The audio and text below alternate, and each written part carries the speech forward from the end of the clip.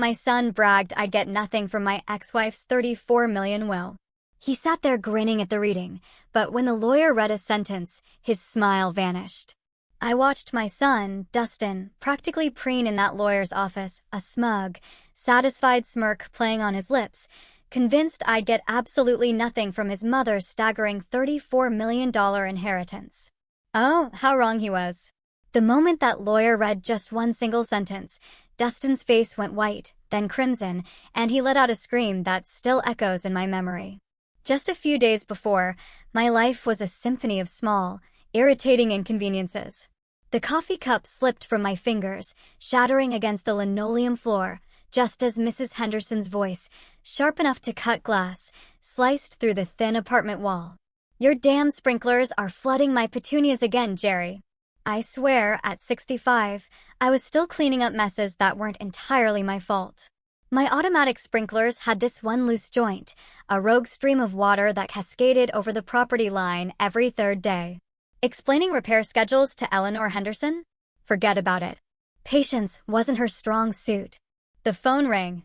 I ignored it, focused on swabbing the spreading coffee puddle, but it kept ringing, its insistent chirping cutting through Eleanor's continued tirade about property values and inconsiderate tenants. On the fifth ring, I finally stood up, tossing the soaked towel into the sink. "Jerry Flores speaking," I said, a little more gruffly than I intended. "Mr. Flores, this is Janet Morrison from Morrison, Welsh and Associates in Cheyenne." The woman's voice carried that careful, professional tone I'd learned to recognize over the years, the kind that always preceded bad news. "I'm calling regarding Brianna Elizabeth Flores." My hand tightened around the receiver. Brianna Elizabeth Flores.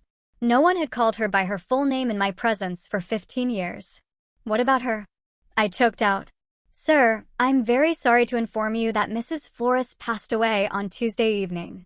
The funeral service is scheduled for this Friday at 2 o'clock at Riverside Memorial Chapel." The words hit like a physical blow, a punch to the gut. I sank into the kitchen chair, its familiar creak suddenly deafening in the silence. Tuesday evening? That was 3 days ago. 3 days while I'd been worrying about sprinklers and coffee stains. "Mr. Flores, are you there?" "Yes, I'm here." My voice sounded strange, distant. "How did you get my number?" "Your name was listed in Mrs. Flores's personal effects as an emergency contact." "I understand you were previously married." "Previously married. 22 years reduced to a legal footnote." "Yes, we divorced in 2010. The words came automatically, muscle memory from years of forms and applications. "I see. Well, there will be a reading of the will following the service. You're named as a beneficiary, so your presence would be appreciated." Beneficiary. The word felt foreign, impossible. Brianna had built her empire after our divorce, transforming that small consulting business she'd started during our marriage into something unrecognizable from the newspaper articles I'd occasionally glimpse. What could she possibly have left me? "Mr. Flores, will you be attending?" Through the kitchen window, I could see Eleanor Henderson, hands on her hips, examining her waterlogged petunias. Another confrontation brewing. But her complaint seemed to come from another world now, muffled and insignificant. "The chapel," I said slowly. "Which one did you say?" "Riverside Memorial on Grand Avenue. The service begins at 2, followed by a brief reception. The will reading is scheduled for 4:30 in our offices downtown." I found myself nodding, though she couldn't see me. "I'll be there." After hanging up, I stayed in that chair, staring at the phone as if it might ring again and deliver different news. The coffee stains on the floor had already begun to set, dark rings that would need scrubbing. But I couldn't move. Couldn't process the simple, brutal fact: Brianna, vibrant, stubborn, impossible Brianna, was gone. The afternoon light slanted through the kitchen window, illuminating dust motes that danced like memories I'd tried so hard to forget. Brianna Elizabeth Flores. Each syllable pulled me backward through time until I was standing in Murphy's Diner on a snowy February evening in 1987, watching a woman in a red wool coat argue with the manager about his hiring practices. "You're telling me you won't consider female applicants for weekend manager because women can't handle the pressure?" Her voice carried across the nearly empty restaurant, clear and uncompromising. That's the most ridiculous thing I've heard all week. I'd stopped mid-bite of my apple pie, fork suspended halfway to my mouth. The woman had turned slightly, and I could see her profile. Sharp cheekbones, determined jaw, dark hair that caught the fluorescent light. She was magnificent in her anger. I found myself hoping the manager would keep arguing just so I could listen to her tear his logic apart. Ma'am, I didn't mean any offense. Of course, you didn't mean offense. You just meant to discriminate. She pulled a business card from her purse, sliding it across the counter. When you change your mind about hiring based on qualifications rather than outdated assumptions, call me. The door chimes jingled as she left, and the diner felt smaller, somehow drained of electricity. I watched through the window as she climbed into a blue Honda Civic, noting how she checked her mirrors twice before pulling into traffic. Careful, methodical, but not afraid to fight for what was right. That one's trouble, the manager muttered loud enough for the whole place to hear. I stood up, leaving a $5 bill next to my half-eaten pie. No, I said, surprising myself with my certainty. That one's extraordinary. The business card lay abandoned on the counter. Brianna Chin, business consultant. I memorized the phone number before stepping into the February wind. It took me 3 days to work up the courage to call. When I finally did, she answered on the second ring with a brisk, Brianna Chin. This is Jerry Flores. We haven't met, but I saw you at Murphy's Diner on Friday night. A pause. The man with the apple pie who defended my honor to the manager. You heard that. I was getting my gloves from the car. You left a good tip, too. I could hear the smile in her voice. So, Jerry Flores, what can I do for you? Have dinner with me somewhere better than Murphy's? Another pause, longer this time. Are you asking me on a date, or do you need business consulting? Definitely a date. Though, if you have any advice about convincing beautiful women to have dinner with strangers, I could use the consultation. She laughed. A real laugh, not the polite sound women sometimes made when men tried to be charming. Saturday night, Romano's on 3rd Street, 7 o'clock. She wore the same red coat to dinner, but underneath was a black dress that made my pulse race. We talked for 3 hours about everything except business, her childhood in California, my job at the power plant, our shared love of old movies and newer books. When she laughed at my story about accidentally flooding my apartment trying to fix a leaky faucet, I knew I was falling. 6 months later, I proposed in that same diner, sliding a ring across the same counter where she left her business card. Marry me, Brianna Chin. Make me the luckiest man in Wyoming. She said yes before I'd finished asking.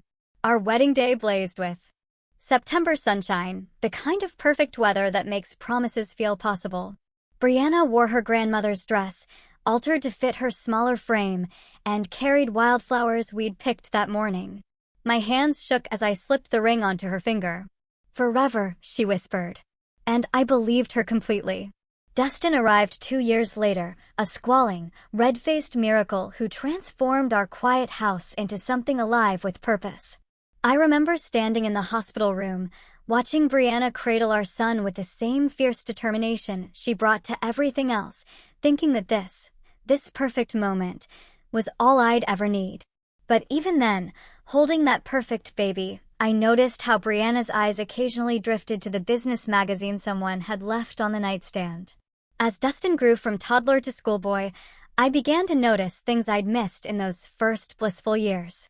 When he turned 7, Brianna bought him a computer, not a toy, but a real machine worth more than my monthly salary. He needs to understand technology, she explained, watching him navigate programs I'd never heard of. The future belongs to kids who think digitally. I'd suggested teaching him to fish instead. She'd laughed, but not kindly. We'd moved by then to Hillcrest Avenue, a house with 3 bathrooms and a kitchen island bigger than our old apartment. Brianna's consulting firm had landed a massive contract, and suddenly we had money for things I'd never imagined needing. A housekeeper came twice a week. Our refrigerator dispensed ice through the door. Dustin's bedroom looked like a toy store. Isn't this wonderful? Brianna asked one evening, gesturing at our new dining room with its crystal chandelier and table that seated 12. We can finally entertain properly. I missed our old kitchen table, scarred from years of Dustin's coloring projects and our late-night conversations. This new table reflected light like a mirror, showing every fingerprint, demanding coasters and placemats. The entertaining started almost immediately. Business associates, potential clients, other successful couples whose conversations revolved around market share and investment strategies. I'd wear my best shirt and try to contribute, but discussions about hedge funds and corporate restructuring left me feeling like I was speaking a foreign language badly. Jerry works at the power plant, Brianna would explain when someone asked, and I heard something new in her voice. Not pride, but an apologetic edge, as if my job required an excuse. Dustin thrived in this new world. At 10, he could discuss computer programming with Brianna's tech-savvy clients. At 12, he was critiquing the wine choices at restaurants I couldn't afford on my own. At 14, he rolled his eyes when I suggested family camping trips, preferring Brianna's business conferences in Denver and Salt Lake City. "Dad doesn't understand" became his favorite phrase, usually delivered with the exasperated sigh of someone far too sophisticated for mundane concerns. The first real fight came on Dustin's 15th birthday.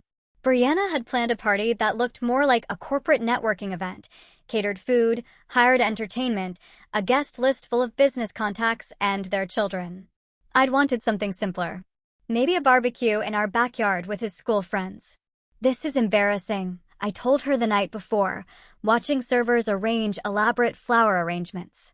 "He's 15, not 50. He's growing up in a different world than we did, Jerry." She adjusted a centerpiece with the same precision she brought to contract negotiations. "These connections matter. These relationships will shape his future. What about just being a kid?" She turned to face me fully. And for a moment, I saw something cold in her eyes. Calculation where there used to be warmth. Being just a kid is a luxury we can't afford to give him. The world is competitive. Either we prepare him to win or we prepare him to lose. I thought about my own 15th birthday. Fishing with my father, a homemade cake, presents wrapped in newspaper comics. It had been perfect in its simplicity. The party was a success by Brianna's standards. Dustin charmed the adults, networked with their children, received gifts that spoke of serious money, laptop computers, designer clothes, a mountain bike worth more than some cars. But I caught him once, standing alone by the pool, looking lost among all the sophisticated celebration. "You okay, buddy?" I asked. He straightened quickly, slipping back into the persona Brianna had helped him craft. Of course, why wouldn't I be? But for just a moment, I'd seen the confused little boy underneath all that premature sophistication, and it broke my heart. That party marked the beginning of the end, though I didn't recognize it then. What followed were 10 years of slow-motion disaster, like watching a landslide from the bottom of the mountain. Inevitable, destructive, and impossible to stop. Brianna's business consumed more of her time, more of her attention, more of her soul. Weekend family dinners became conference calls. Vacation plans got canceled for client emergencies. Dustin's school events competed with board meetings, and the meetings always won. "You don't understand the pressure I'm under," she'd say when I complained about missing another of Dustin's baseball games. "This business supports our lifestyle. Someone has to make the hard choices." But I understood pressure, the kind that came from keeping a power grid running, from making sure thousands of people had electricity when they flipped their switches. The difference was, my pressure served something larger than myself. By the time Dustin graduated high school, he'd become a stranger to me. Brianna had groomed him into her perfect prodigy, sharp, ambitious, dismissive of anything that didn't advance his prospects. When I suggested he consider trade school along with college applications, he looked at me like I'd suggested he become a medieval serf. "Dad, that's exactly the kind of thinking that's holding you back," he said. 17 years old and already talking like a business consultant. "You settled for mediocrity." I won't make that mistake. The words hit like physical blows. Settled for mediocrity, as if 25 years of keeping the lights on for our community meant nothing. As if being a steady, present father was somehow shameful. College made everything worse. Dustin chose business school, Brianna's alma mater, naturally, and came home for holidays full of theories about market dynamics and personal optimization. He looked at our house, our life, our values with barely concealed contempt. "You could do more. Dad, he'd say, as if my contentment was a personal failing. Mom started with nothing and built an empire. You've had the same job for 20 years. Some things matter more than money, I'd reply, but he'd already stopped listening. The final explosion came during his senior year. Brianna had been working 100-hour weeks on some massive acquisition deal. I'd been handling everything at home, grocery shopping, laundry, the mundane tasks that kept life running. When she missed Dustin's graduation because of a client crisis, I finally said what had been building for years. This is enough, Brianna. Family has to come first sometimes. She stood in our kitchen, that crystal and granite shrine to success, still wearing her business suit at midnight, checking emails on her phone. Don't you dare lecture me about priorities. Everything we have, everything Dustin's accomplished, exists because of my work. What about everything we've lost? Like us. Like being a family instead of a corporation.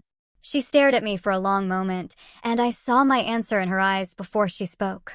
We weren't a family anymore. We were a business arrangement that had outlived its usefulness. Maybe it's time we stopped pretending this is working, she said quietly. The divorce took 6 months. Brianna's lawyers were efficient, professional, devastating. I got the house on Maple Street, our old starter home, that she'd kept as rental property and enough money to live modestly. She got everything else, including Dustin's unquestioned loyalty. You're holding him back, too, Dustin told me during one of our last conversations before he moved to Denver to work for Brianna's company. All this guilt about family values and simple living? It's toxic, Dad. I can't be around that negativity anymore. I sat alone in my empty house afterward, surrounded by boxes of memories from a life that apparently meant nothing to the people I'd loved most. Now, 15 years later, the afternoon light was fading outside my apartment window. My coffee had grown cold. The ceramic shards still scattered on the floor. Somewhere across town, funeral preparations were underway for the woman who'd once promised me forever. And I had no idea why she'd remembered my name in her will. The 3 days between Janet Morrison's call and the funeral had passed in a strange, suspended state. I'd cleaned my apartment twice, pressed my one good suit, and rehearsed conversations that would never happen. Each morning, I'd considered not going, but each evening found me still committed to paying my respects, whatever the cost. Friday morning arrived, gray and cold, typical May weather in Wyoming. I stood before my bathroom mirror, adjusting the tie I hadn't worn in 5 years, wondering what Brianna would think of the man I'd become. The reflection showed someone older than I felt inside. Silver hair where brown used to be. Lines mapping the geography of quiet disappointments. The drive to Riverside Memorial Chapel took 20 minutes through neighborhoods that told the story of Rock Springs' economic divide. My modest apartment complex gave way to middle-class subdivisions, then to the manicured lawns and stone facades where Brianna's circle lived.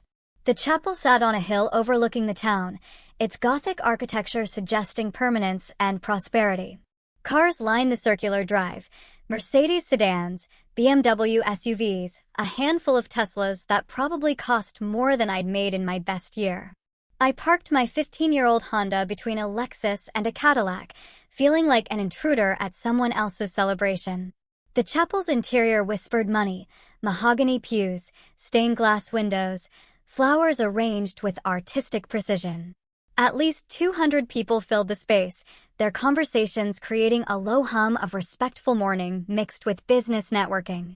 I recognized some faces from the business dinners Brianna had dragged me to during our married years. But most were strangers from the life she'd built after me. I slipped into a back pew, hoping to remain invisible until the service ended. But whispers followed my arrival like ripples in still water. A woman in an expensive black suit nudged her companion, pointing discreetly in my direction. I caught fragments of conversation, her ex-husband. Can you believe after what he put her through? The stories had taken on their own life over the years. Apparently, in this version, I was the villain who'd held back a brilliant woman, the anchor that had nearly drowned her ambitions. I'd learned long ago not to fight narratives that served other people's need for simple explanations. Dad. The voice cut through the chapel's murmur like a blade. I looked up to see Dustin striding down the aisle, his face a mask of disbelief and barely controlled anger. At 37, He'd inherited Brianna's sharp features and commanding presence. Dressed in a suit that probably cost more than my monthly rent, success radiated from him like heat from pavement, expensive watch, perfect haircut, the confident posture of someone who'd never doubted his place in the world. "What are you doing here?" His voice carried across the chapel, turning heads and silencing conversations. I stood slowly, meeting his gaze. "I came to pay my respects. You lost the right to do that 15 years ago." He moved closer, close enough that I could smell his cologne, something sophisticated and aggressive. "She wouldn't want you here." "Maybe not, but I needed to be here." "For what? To ease your conscience? To play the grieving widower for people who know exactly what kind of husband you were." The chapel had gone completely quiet now. 200 pairs of eyes focused on our confrontation like spectators at a sporting event. I felt the familiar weight of judgment, the same pressure that had suffocated me during those final years of our marriage. But this time, something was different. This time, I had nothing left to lose. "I'm not here to cause trouble, Dustin. I'll sit in the back. I won't speak to anyone. When the service ends, I'll leave." "You'll leave now." His voice rose another notch, drawing murmurs of approval from the crowd. "You embarrassed her enough when she was alive. Don't compound it by pretending to grieve her death." I remained standing, holding his stare. Around us, the chapel buzzed with anticipation. Someone coughed. A cell phone vibrated against wood. Before I could respond, Dustin turned to address the gathered mourners, his voice carrying the practiced authority of someone accustomed to commanding rooms. "I apologize for this disruption during what should be a time of remembrance." He gestured toward me with the casual dismissal of someone swatting a fly. "My father seems to have forgotten that divorce means you're no longer family." A few people nodded. Someone whispered agreement. I felt heat rising in my cheeks, but forced myself to remain calm. "For those who don't know," Dustin continued, warming to his theme, "this is Jerry Flores, the man who spent 22 years holding back one of the most brilliant women this town has ever produced. While my mother was building an empire that employed hundreds of people, he was content to punch a time clock and complain about her ambitions." "Dustin, that's enough." The words came out harder than I intended. "Is it? Because I think these people deserve to understand why you're really here." He turned back to the crowd, a prosecutor addressing a jury. He took half her assets in the divorce, despite contributing nothing to her success. Then he spent 15 years acting like the victim while she built something magnificent. The crowd was fully engaged now, a few heads nodding in agreement. I saw faces I recognized, former neighbors, people I'd considered friends during the marriage. None of them met my eyes. She supported him for years while he refused to grow, refused to take risks, refused to be the partner she deserved. And now that she's gone, he shows up expecting sympathy, expecting to be treated like he mattered in her life. Each word landed like a physical blow. Not because they were entirely untrue, but because they reduced 22 years of marriage to a simple story of failure and blame. I thought about defending myself, explaining the complexity of what we'd shared, the love that had existed alongside the growing incompatibility. But what was the point? These people had chosen their narrative long ago. "My mother died building something that will outlast all of us," Dustin concluded, his voice rising with conviction. "She deserved a husband who would have helped her reach those heights, not one who tried to drag her down to his level." The chapel fell silent. I stood there, fully exposed, feeling the weight of 200 judgmental stares. Part of me wanted to walk out, to spare myself the continued humiliation, but another part, the part that had loved Brianna Chin more than anything else in the world, refused to be driven away from her final goodbye. "Are you finished?" I asked quietly. Dustin's eyes flashed with surprise. He'd expected me to crumble, to slink away in shame. When I remained standing, his confidence flickered for just a moment. "I loved your mother for 40 years, I said, my voice carrying clearly through the silent chapel. 22 of them as her husband, 18 more as someone who wished her well despite everything that went wrong between us. I'm not here to make claims or demand recognition. I'm here because once upon a time we made promises to each other that mattered, and I choose to honor that memory." I sat back down, folding my hands in my lap. Around me, the silence stretched uncomfortably. Dustin stood frozen in the aisle, apparently unprepared for resistance to his public trial. "The service will begin in 5 minutes," someone announced from the front of the chapel, the funeral director, probably trying to restore order to his carefully orchestrated event. Dustin shot me one final look of contempt before striding toward the front pew reserved for family. As conversations gradually resumed, I caught fragments of continued gossip. "Nerve of some people. Poor Dustin having to deal with this. Should have stayed home. But I stayed." Through the eulogy that painted Brianna as a visionary who'd overcome obstacles to achieve greatness, through the readings from business associates who spoke of her leadership and innovation, through the musical selections that emphasized triumph over adversity. When it ended, people filed past, offering condolences to Dustin while pointedly ignoring me. I waited until the chapel had mostly emptied before standing to leave. "Mr. Flores." A man in an expensive suit approached, middle-aged, professional, carrying a leather briefcase. "Dan Morrison from Morrison, Welsh and Associates. Could I have a word?" As the last hymn faded and the funeral director stepped forward with closing remarks, I felt the familiar weight of exhaustion settling over me like a heavy coat. The ordeal was nearly over. In a few minutes, I could slip out through the side door, drive home to my quiet apartment, and try to forget this entire humiliating experience. Around me, people were gathering their things, purses, programs, the subtle restlessness that signals a formal event's end. Dustin stood near the front, accepting condolences with the practiced grace of someone accustomed to being the center of attention. A few people glanced my way, but most had already dismissed me as irrelevant to the day's proceedings. I was reaching for my jacket when a voice stopped me. "Mr. Flores." Dan Morrison approached with measured steps, his expensive suit impeccable despite the long ceremony. Up close, he looked younger than I'd expected, maybe 50, with sharp eyes behind wire-rimmed glasses and the kind of confident bearing that came from years of handling wealthy clients' affairs. "I'm sorry for your loss," he said, extending his hand. "Dan Morrison, Morrison, Welsh and Associates." We spoke briefly after the service. "Thank you." I shook his hand, noting the firm grip and direct gaze. The service was very nice. Brianna would have appreciated it. Indeed, she was quite specific about her final arrangements.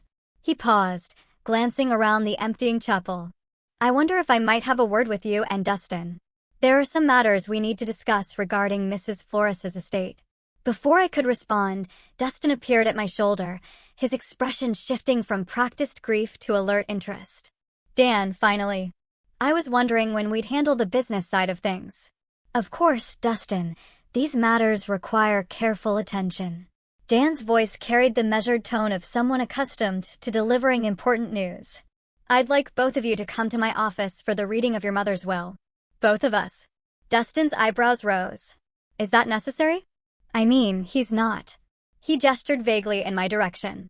"Your father is specifically named in the will." That seemed unlikely given everything that had passed between Brianna and me. More likely some minor formality, perhaps forgiving an old debt or confirming that I had no claim to her estate. "I don't think that's necessary," I said quietly. "I'm sure it's just a formality. You don't need me there." Dan's eyes met mine directly. "I'm afraid I do, Mr. Flores."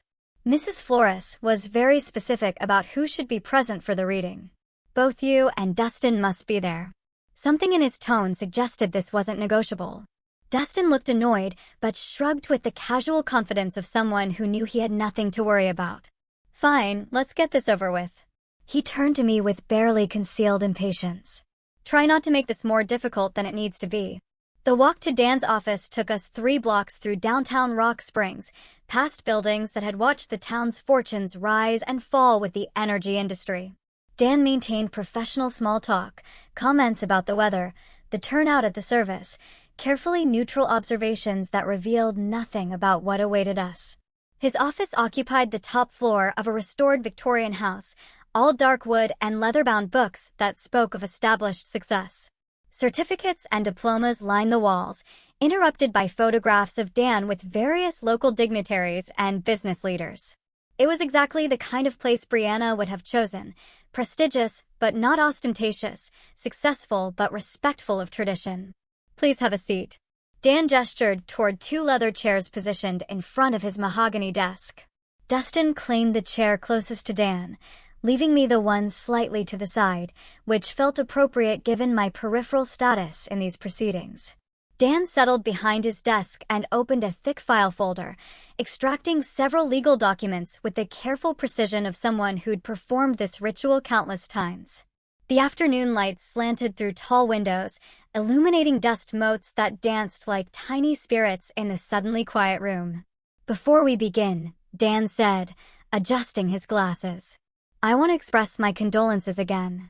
Brianna was not only a valued client, but someone I considered a friend. Her loss is deeply felt by everyone who knew her." Dustin nodded solemnly. I remained silent, unsure what response was expected from someone whose relationship with the deceased was so complicated. Dan lifted the top document, several pages bound with a blue backing, and cleared his throat. "This is the last will and testament of Brianna Elizabeth Flores, executed on March 15, 2024, and properly witnessed according to Wyoming state law. The will supersedes all previous wills and codicils." Only 14 months ago, I wondered. What had prompted Brianna to update her will so recently? Had she been sick? Had something happened that made her contemplate mortality? The will confirms that Mrs. Flores was of sound mind and disposing memory when these documents were prepared, and that she was under no undue influence or coercion. Dan's voice carried the formal cadence of legal proceedings, each word carefully enunciated. Dustin leaned forward slightly, his hands clasped together. I could see the anticipation in his posture, a man preparing to claim his inheritance, to finally step fully into the empire his mother had built. Dan turned to the second page of the will, his reading glasses catching the afternoon light as he continued in his measured, professional tone. "I hereby make the following specific bequests and devises," he read, his voice steady and clear. "To my beloved son, Dustin Michael Flores, I leave the family home at 847 Hillcrest Avenue along with all furnishings, artwork, and personal property contained therein." Dustin smiled, a satisfied expression spreading across his face. The Hillcrest house was worth at least $800,000, a substantial property with mountain views and enough space to entertain business associates properly. Additionally, Dan continued, "I bequeath to Dustin the sum of $500,000 to be transferred from my primary investment account within 60 days of probate, $500,000 plus the house." I watched Dustin's reaction carefully, noting how his smile flickered slightly around the edges. He was pleased, certainly, but I could see him calculating in his head. $500,000 was significant money, but Brianna's business empire was worth far more than that. Where was the rest? Where was the company? "That's wonderful, of course," Dustin said, his voice carrying a note of uncertainty he was trying to mask. "But what about Mom's business interests? The company?" Dan sat down the first page and lifted the second, his expression remaining professionally neutral. "I'm continuing with the specific bequests, Dustin. Please allow me to finish reading the relevant sections." I shifted in my chair, feeling increasingly like an intruder, witnessing a private family moment. $500,000 was more money than I'd seen in several lifetimes. Combined with the house, Dustin was receiving an inheritance that would set him up comfortably for years. It seemed appropriate, natural, even. He was Brianna's son, her chosen successor in life, the person she'd groomed to understand her world. "The bequest to Dustin," Dan continued, "includes the following conditions. The inheritance is contingent upon his continued employment with Flores Consulting Solutions for a minimum of 2 years following the date of this will's execution or until such time as the company is sold or dissolved." Now, Dustin looked genuinely confused. "Conditions? What kind of conditions? And what do you mean, until the company is sold? Who would sell it? It was her life's work." "I'm reading the will as written, Dustin. These are your mother's words, not mine." A tension I hadn't noticed before began to creep into the room. Dustin's confident posture shifted slightly, his hands unclenching and reclenching in his lap. I found myself leaning forward despite my intention to remain detached from these proceedings. "Let me understand this clearly," Dustin said, his voice taking on an edge I recognized from our confrontation at the chapel. I get the house and $500,000, but there are strings attached. And you're talking about the company being sold? That doesn't make sense. Mom would never sell the company. It was her life's work. Dan removed his glasses and cleaned them carefully, a gesture that seemed designed to give everyone a moment to process what they'd heard. When he replaced them, his gaze moved between Dustin and me with an expression I couldn't quite read. Your mother's will contains additional provisions that address the disposition of her remaining assets, he said quietly. The company, her investment portfolio, and several other significant holdings. Well, then let's hear them. Dustin demanded, his patience clearly wearing thin. What are these other provisions? I watched this exchange with growing unease. Something about Dan's manner suggested that we were approaching territory none of us were prepared for. The careful way he was parsing his words, the slightly apologetic tone creeping into his voice. It reminded me of the way doctors spoke when they had difficult news to deliver. Before I continue, Dan said, settling back in his chair. I want to emphasize that these documents represent Mrs. Flores's final considered wishes. They were prepared after extensive discussion and consultation, and she was adamant about their contents. The room fell silent, except for the tick of an antique clock on Dan's bookshelf. Dustin stared at the lawyer with growing alarm, while I found myself wondering why Brianna had insisted I be present for what seemed like a straightforward family matter. Dan lifted the third page of the will, his eyes scanning the text briefly before looking up at both of us. However, he said, his voice carrying a weight that made my stomach tighten. There are additional provisions that fundamentally alter the distribution of Mrs. Flores's estate. Dan lifted his reading glasses and looked directly at me for the first time since we'd entered his office. Something in his expression made my stomach tighten, a mixture of sympathy and professional obligation that suggested I was about to hear something I wasn't prepared for. However, he continued, his voice taking on additional weight. The will contains provisions for the disposition of Mrs. Flores's remaining assets, which constitute the majority of her estate. Dustin leaned forward even further, his hands gripping the armrests of his chair. Finally, let's hear about the company and the rest of her investments. Dan returned his attention to the document, clearing his throat with a deliberate pause, the pause of someone about to deliver life-changing news. To my former husband, Jerry Michael Flores, he read, his words falling into the quiet office like stones into still water. I bequeath the sum of $33.5 million to be transferred from my primary investment accounts and securities portfolio. The words hung in the air like smoke from an explosion. I felt my mouth fall open, a physical reaction I couldn't control. $33.5 million. The number was so large it didn't seem real. Didn't seem to apply to someone like me, sitting in a lawyer's office in Rock Springs, Wyoming. There must be some mistake, I managed to say, my voice sounding strange and distant. Did you say 33 million? 33.5 million. Yes. Dan's tone remained professionally neutral, but I caught something in his eyes, not surprise, but the careful observation of someone watching expected chaos unfold. Dustin's face had gone completely white, then flushed red, as if his blood couldn't decide which direction to flow. What did you just say? Additionally, Dan continued reading, apparently determined to deliver the complete bombshell. I transfer to Jerry Flores, controlling interest in Flores Consulting Solutions, including all subsidiary companies, real estate holdings, and business assets. This transfer includes 65% ownership of all corporate entities and an appointment as chairman of the board of directors. I couldn't breathe. The room seemed to tilt sideways, as if the laws of physics had suddenly changed their minds about how the world should work. Controlling interest in Brianna's company. The empire I'd watched her build from nothing. The business that had eventually consumed our marriage. The source of wealth that had made me feel so inadequate. She was giving it all to me. This can't be right. My voice came out as barely a whisper. There has to be some error in the documentation. I assure you, Mr. Flores, there is no error. Dan removed his glasses again, cleaning them with methodical precision. These documents were prepared under Mrs. Flores's direct supervision. She reviewed every word multiple times and confirmed these were her exact wishes.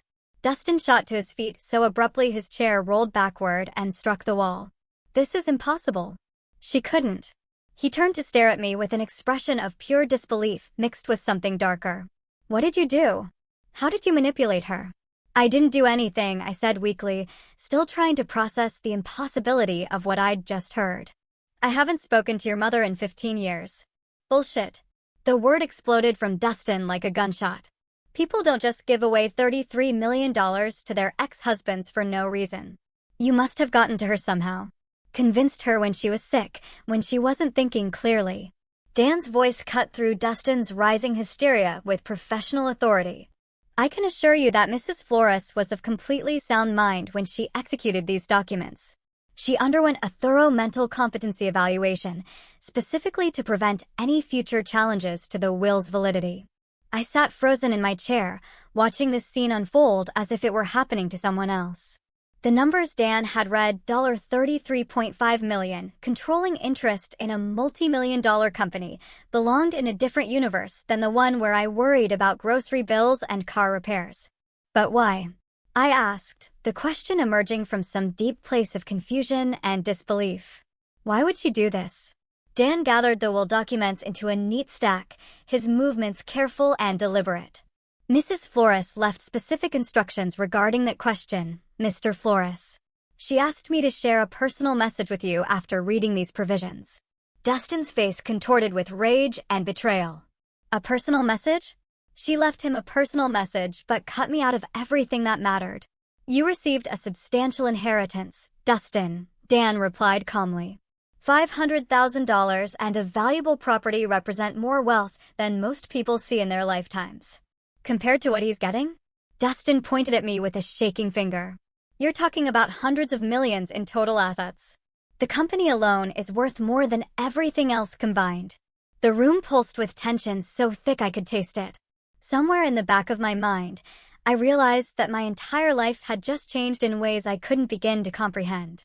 But all I could focus on was the impossible fact that Brianna, stubborn, ambitious Brianna, who had grown to resent everything I represented, had somehow decided to give me everything she'd built. That's when Dustin completely lost control. This is fraud, he screamed, his voice cracking with rage. Criminal fraud.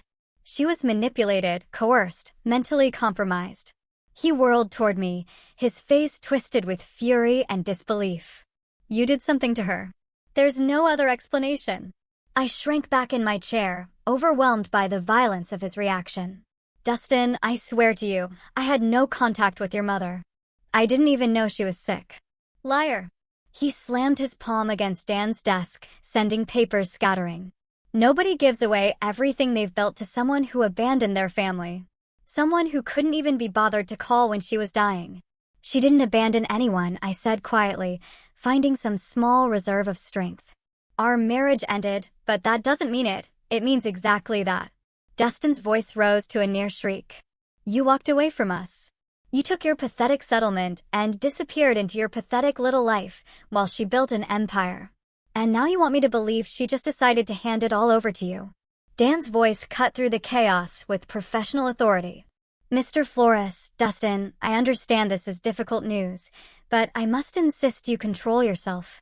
These are your mother's clearly stated wishes, executed with full legal authority. Dustin spun toward the lawyer, his eyes blazing. I want every document examined. I want psychiatric evaluations. I want to know every single contact this man had with my mother in the past 5 years. There were no contacts, Dan replied calmly. Mrs. Flores made that very clear when she explained her decision. Explained her decision? Dustin's laugh was bitter and sharp.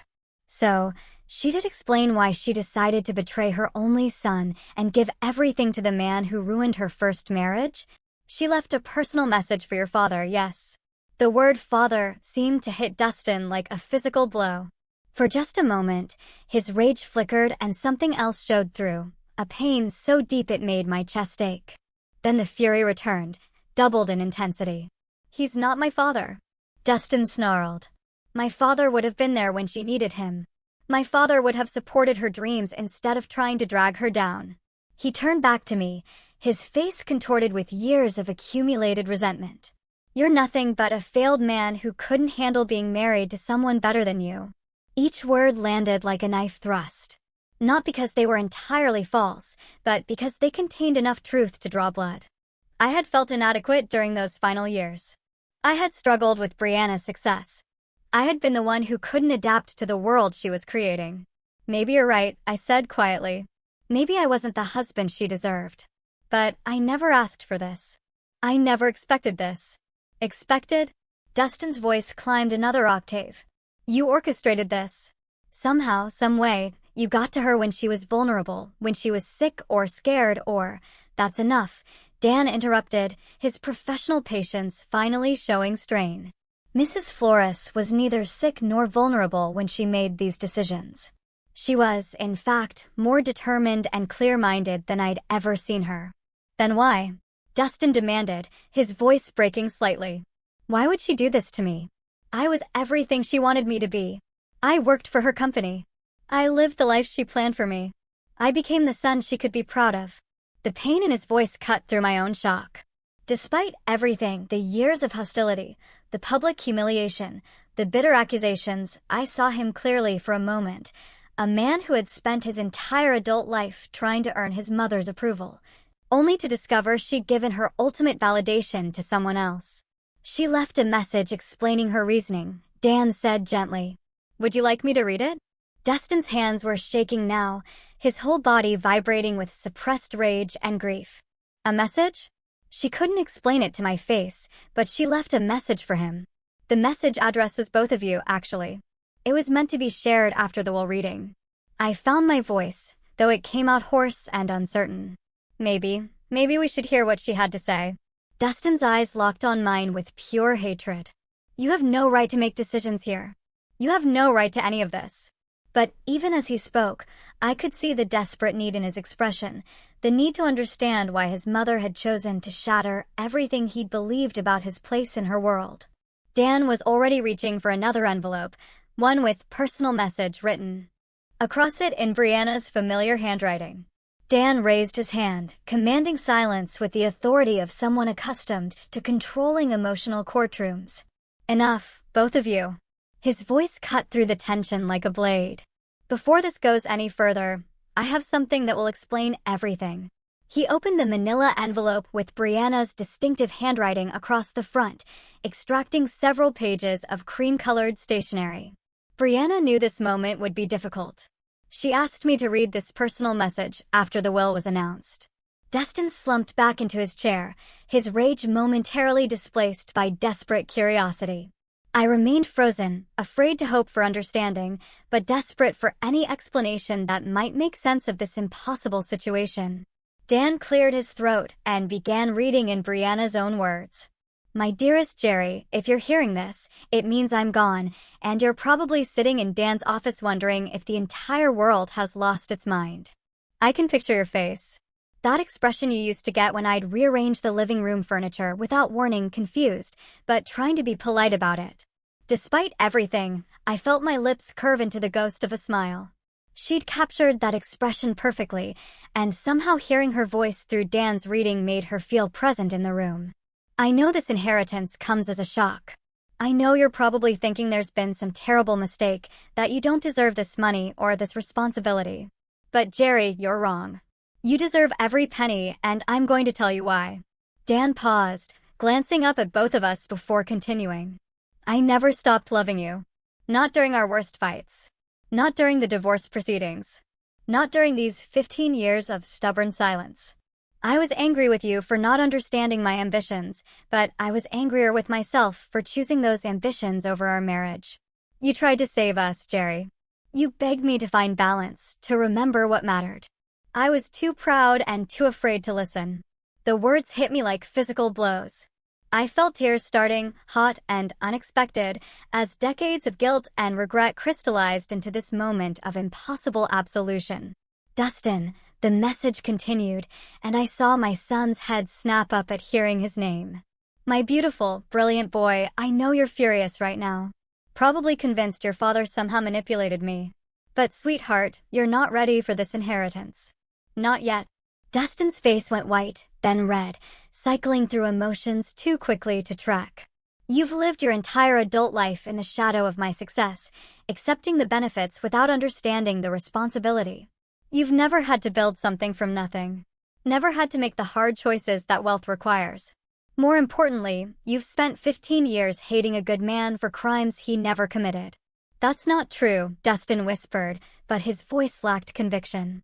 Dan continued reading.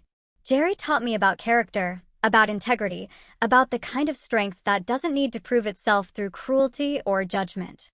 I forgot those lessons when I chose money over marriage, business over love. But I never forgot the man who taught them to me.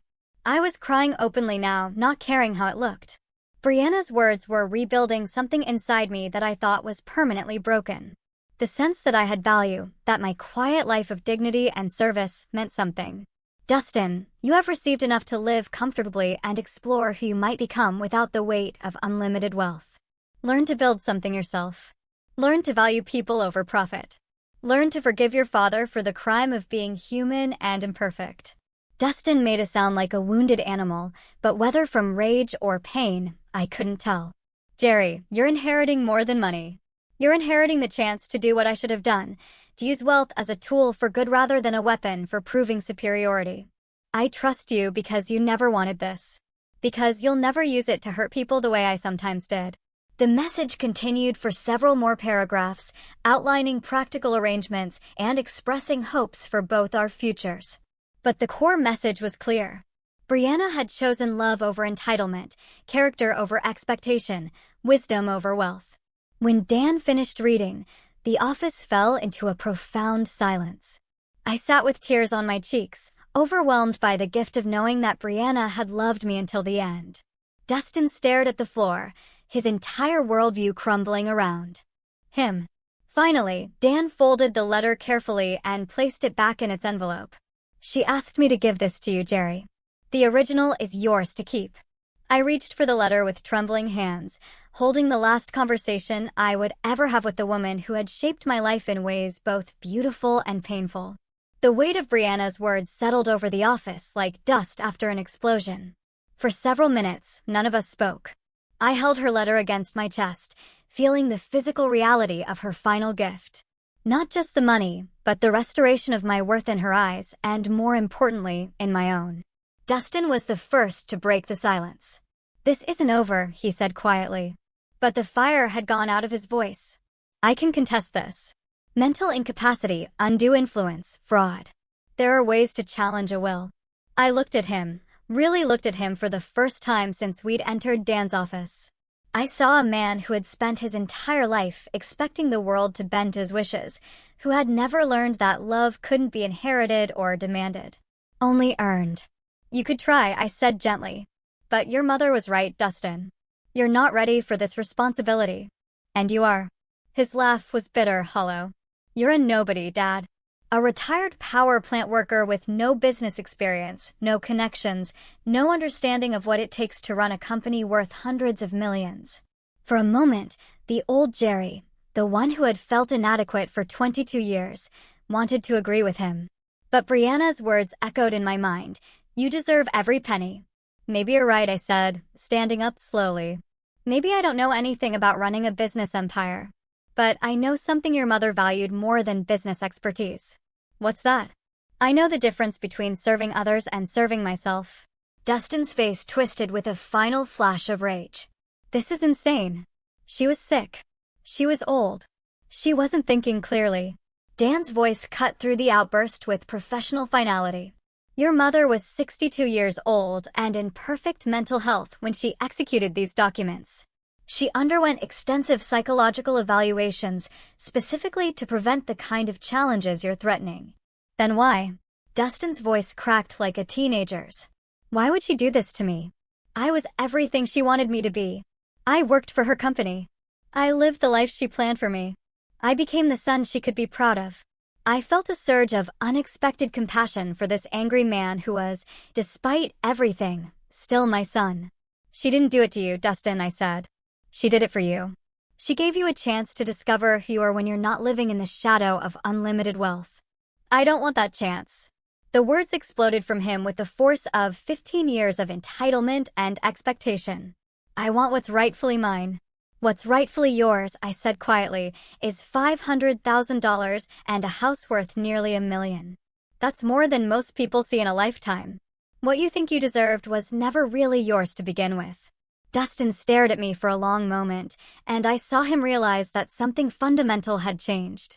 The man he'd publicly humiliated that morning, the father he dismissed as a failure, was no longer asking for his approval or understanding. "You think you've won?" he said, gathering his coat with shaking hands. "You think this makes you some kind of hero?" "No," I replied, and I felt the truth of it in my bones. "I think it makes me responsible." He stood at the office door for a moment, seeming smaller than when he'd entered. "This isn't finished." "Yes, it is," I said gently. "This finished the moment your mother made her choice. The only question now is what you do with the life she's given you." He left without another word, the door closing behind him with a soft click that seemed to echo in the sudden quiet.